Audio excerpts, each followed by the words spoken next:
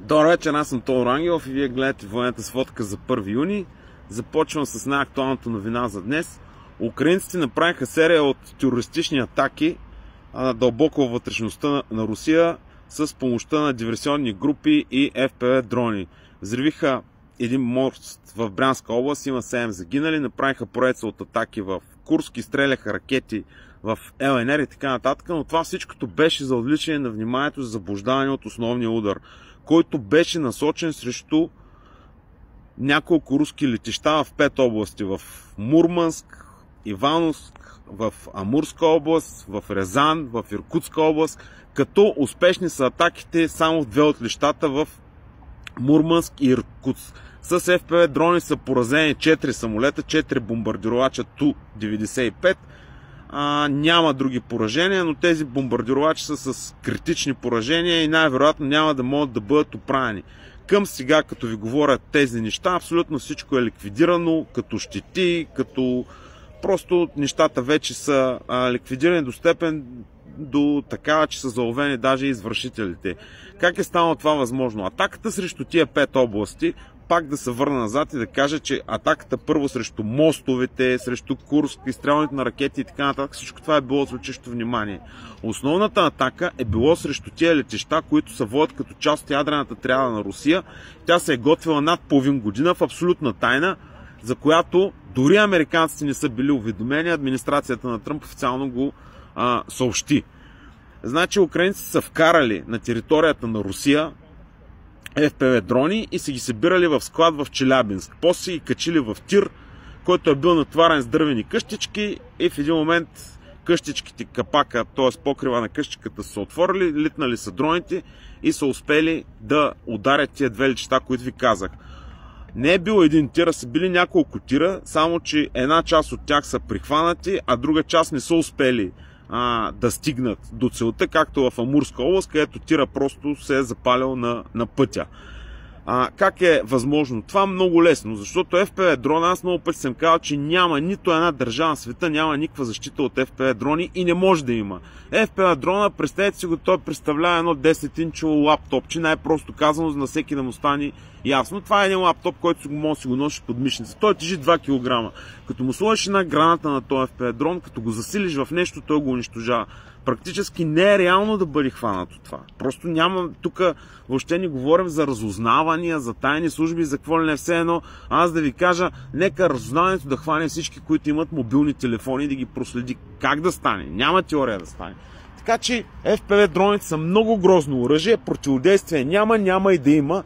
В най-скоро време това съвсем откровено ви го казвам. Не само от Русия, от който и да е, от която и да е държава в света. Ако щете вие, като отидете в Джъмбо и си купите едно дронче за 60 лева на детето ви, като му сложите 100 грама динамит и може да взривите и БНБ, правителство и Народно събрание, може да взривите и който си искате българска база, ако ударите в някоя цистерна с бензин. Така че тук въобще не става въпрос за противодействие. Но тази цялата атака е била организирана от вътрешни хора, които са живеели в Русия, защото се е готвила над половин година и, както казах, това нещо, всичкото е било направено в завода в Челябинск. Сега, друг е въпросът, че поне са атакувани 5 области и над 10 летища, а само в 2 от тях е успешно. Това говори за руското безхаберие и за безхаберието на руския командния състав, които не са се обезпечили достатъчно добре летищата. Какво е противодействието за бъдещи такива атаки? Противодействието е да бъдат оборудвани абсолютно всички летища с панцири или с зенитни установки и с ПВО, което работи срещу такива заплахи на ниски височини. Това са най-вече панцири, това са най-вече сдвоени, строени кратешни установки. Имаше едни много добри, само че им забравих заглавието, как се казах, които ги ползваха в Чечня. Едни БТР с 5 кратешници отгоре, мисля, че стрела беше, също вършат добра работа, но това всичко, пак казвам, това всичко е грешка на офицерския състав, на командира на самата база. Защото при условие, че базата е обезпечена, най-просто казано, с елементарни зенитни установки, с елементарни такива БТР-и с картешници, FPV дрон не може да влезе вътре, така че командира си е тотално виновен, както и да го погледнеш. Абсолютно военно безхаберие. Ущърба, който е нанесен и щетите, пак повтарям, са между 4 и 5 самолета. Това всичко нито ще доведе до прелом във войната, нито ще попречи, нито е нанесло някакво, кой знае какво, как да ви кажа, нещо си е направило на Русия. 4 бомбардировача, повече или по-малко, да. Това е, как да ви кажа, сега окей, това наистина си 4 самолета и си струват доста пари. Но това не е нещо критично и не е нещо непоправимо и то не влияе на хода на войната. Първо, второ, от тук нататък аз съм сигурен, че абсолютно цялата защита на тези летища ще бъде преустроена и ще бъде взета на централен команден отчет. Ще се получи също както първата година от войната. Всички офицери, които въобще игнорираха дроните и продължаваха да влизат с бронетанкови колони и да губят войска, бяха наказани, отстранени от служба. И занапред си мисля, че защитата от FPV дрони за Руската федерация, за цялата Руска федерация, ще стане от първостепенно значение и просто това няма да се повтори. А като изключим вече момента на изненада с FPV дрони, украинците просто няма с какво друго нито да атакуват, нито да правят каквото и да било срещу Русия. Това им е единственото оръжие, но пак ви казвам, до 2-3 месеца руснаците за това ще вземат мерки. Така че бройте го днеска, че ще има множество наказани руски офицери за безхаберие. Военното безхаберие, това е болест световен мащаб. Оправия няма, то е навсякъде, всеки един военен може да ви го каже. И това няма да може да се повтори. Жалко за тия 4-5 самолета, но пак повтарям, това по никакъв начин няма да навреди нито на руската ядрена трябва, нито на войната, нито на нищо. Единственото, което ще стане, ще се дигне медиен и пиар ефект. А като се замислите, пак повтарям, срещу FPV дрони защита няма и не може да има по никакъв начин. Това малинко нещо лед да си го сложиш в джоба, аз надълго и на широко съм коментирал, няма да се връщам и няма да коментирам повече. Просто ако някой ви каже, че това може да се защити, той лъжи, няма как да стане. Така че всички приказки, че видиш ли руския генерален щаб е виновен и така нататък, това са абсолютни глупости. Той не е виновен, виновни са офицерите на място, че не са си защитили летищата. А по отношение на работа вътре в Русия и как това е проникнало и как се сглобяват, предатели има навсякъде, но аз си мисля, че просто руските служби вече първа ще засилят много сериозно и контрола, и миграционния контрол, и контрол върху украинците. Не забравяйте, че във всяко руско семейство има украински роднина.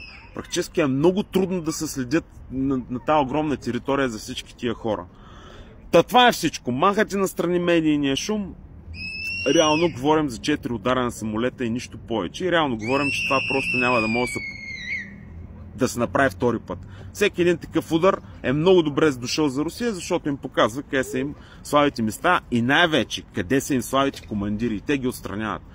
Иначе на фронта интересното е, че вече в област Сума имаме вход от 5 места. За всичко, което ви казвам, аз съм дал карти в канала преди сводката и може да ги погледнете. Като от 4 места вървят много сериозно, показал съм го това нещо.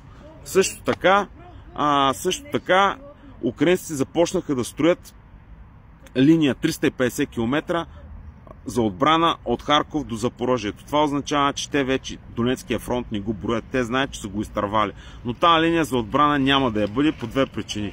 Първо, няма как да изградят 350 км фортификации за толкова кратко време до зимата. Второ, няма откъде да намерят около 100-150 хиляди души на първа линия да ги пазят.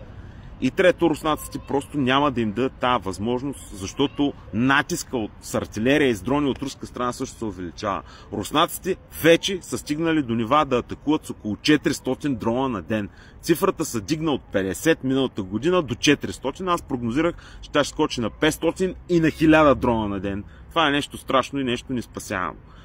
По фронта абсолютно всичко е много нормално, руснаците се готвят за настъпление, натискат, лека по лека завладяват, всичко пада. Това са най-новите новини, които ви казах. Малко по-подробна и разширена сводка ще дам тия дни, така че не вярвайте на пропаганда. Това всичко са глупости и това по отношение на всички атаки, FPV дрони и така нататък. Няма нито повод за отчаяние, нищо не се е случило. Това е война. Дим без огън няма. Да, жалко за 4 самолета и това е всичко. Благодаря.